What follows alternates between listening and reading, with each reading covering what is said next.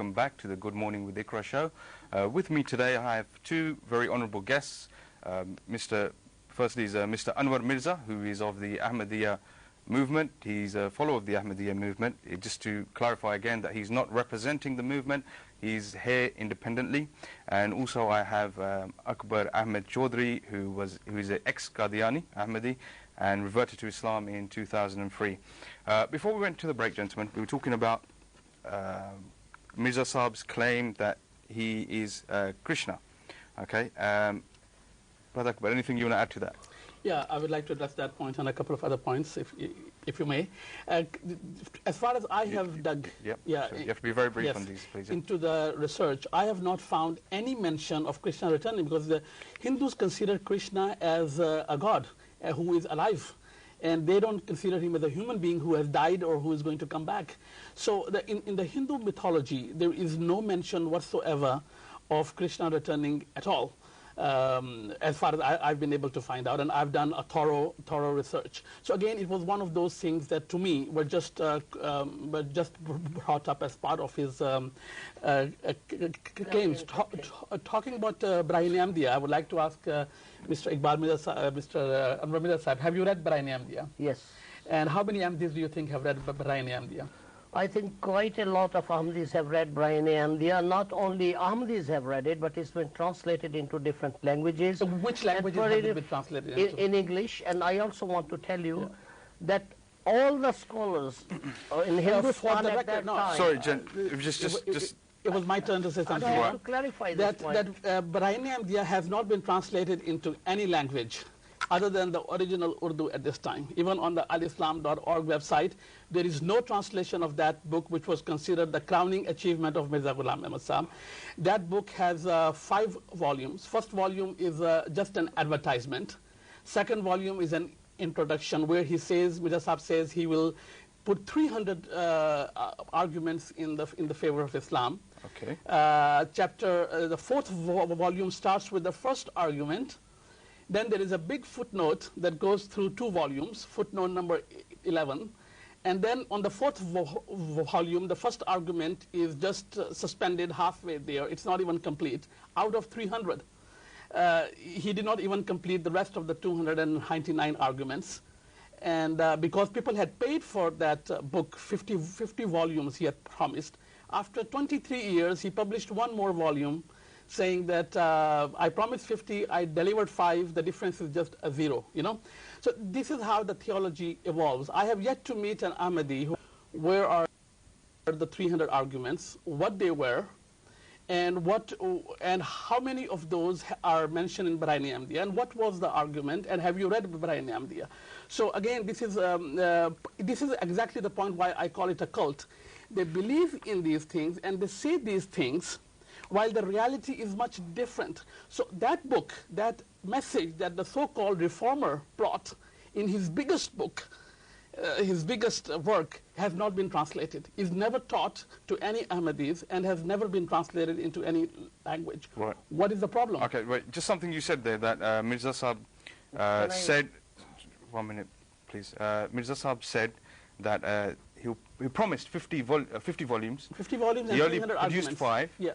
And he said the only difference is a 0. Yeah. Yeah. Mr. Mirza, is there any truth in this? Or we're just going to stick with this now, please. Yes, We're not going to go wayward or go to previous points. One point. First of all, Brother Mehboob, he has come with the certain points which I did not know before coming to this program. I must clarify this. He came, I didn't know he was going to talk about Brahini Ahmadiyya, because I don't have references on me of each book, but he became prepared with his certain points, which I think is not fair, and I am ready to answer him all his questions, because it is just fair, Brother Mehboob and Brother Akbar, it is just fair that if I come prepared with a list of questions which you're not even aware of, Mr. and Mirza, you come on a live television... Mr. Mirza, did we explain to you beforehand we're going to speak on the character of Ghulam Ahmad Mirza Sahib? Yeah, but the character of Ghulam Ahmad Mirza Sahib includes his works, includes his books, includes the claims he made, and how he was in public as well. I see. Okay, so inshallah, this is the whole reason that we want to understand these points as well. Right. No, can I answer if you can just explain about why did he claim that the only difference between 50 and 5 is a 0?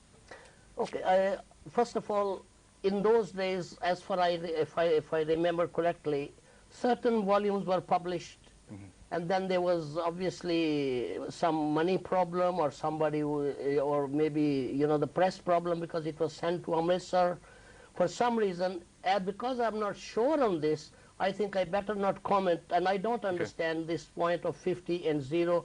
All I know is that all the volumes are there, and at that time, and I can send you the references, that all the ulamas of that time, they said that Barahin-e-Ahmadiyya is written in such a way that nobody can actually answer against Prophet Muhammad ﷺ and the Quran, because in that argument, and there's another book, Islami Usul Ki Philosophy, the philosophy of Islam.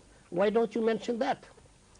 And there are 85 other books which he has written, not only for his claim, but in favor of to proving that Islam is the only religion and Prophet Muhammad ﷺ is the best and Akmal Tareen, and nobody is above him. And also in the same light, he has said that all I have come, whatever my claim is, to revive everything which Prophet Muhammad ﷺ has said, everything which. But he also claimed prophethood, yeah. He claimed. He did claim prophethood. Yes, Zilli Nabi. That means he has no new Sharia. Okay, not new Sharia, but he did claim to be a prophet who was to confirm of previous. Yeah, he said that he is the same prophet who has been prophesied to come in the later days. In the name of Bani Israel. Right. Okay. Just on that. Okay. So we confirm that you believe he is a prophet. Yes. Okay. Now on that point. About the books issue. The books issue. Without new Sharia. Okay, without new Sharia. Fine, that's fine. We accept that. On the point of the books, that he said that I will produce 50 volumes. He produced 5. Okay, let's take the dot out. Do you know about this? That he said I'll produce 50, but he only produced 5. Yeah, he made a promise to the people that this is what I will do. Do prophets break their promises?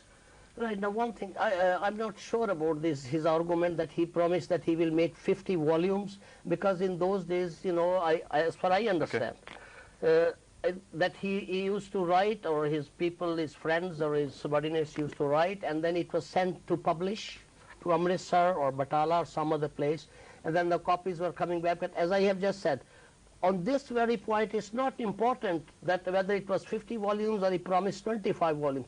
You can start writing a book, right? When Quran was revealed, Muhammad ﷺ did not know it's going to be 30 chapters, did he?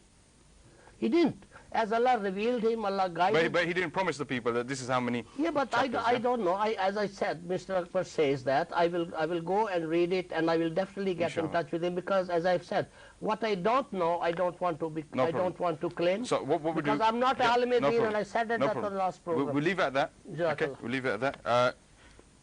Brother Akbar, if you want anything you want to add to that, but very, very briefly, because I want to move on as well. I will just take 10 seconds of your time here.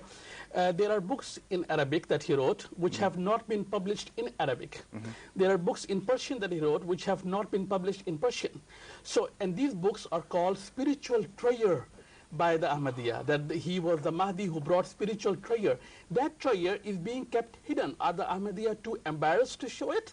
Why are they not translated? Why are they not searchable? Why are they not translated into multiple languages, and people of the world and the problems that the world is facing are not there? So that's all I've got to add to it. Yeah. Right, thank you. We're going to just leave that at that. When I move on, I just want to ask. 10 seconds. We're just going to leave that. Yeah, 10 seconds, very short, please. Yeah.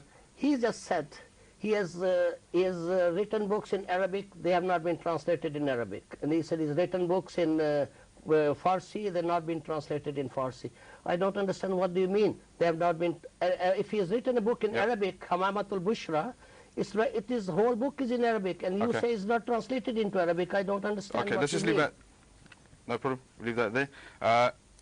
Brother Akbar, I just want to ask you. You lived most of your life as a follower of the Ahmadi Jamaat. Am I correct? Yep. Yeah. You agreed with the claims of Ahmed Mirza Sahib. Yeah. He provided you with the evidence. Yeah. Through revelations, Quran and Hadith. Then why do you still deny? Why are you against the Ahmadiyya movement? To correct your question a little bit, I'm Okay. not against anybody. Okay. Many people of my family, almost all my family is still Ahmadi. I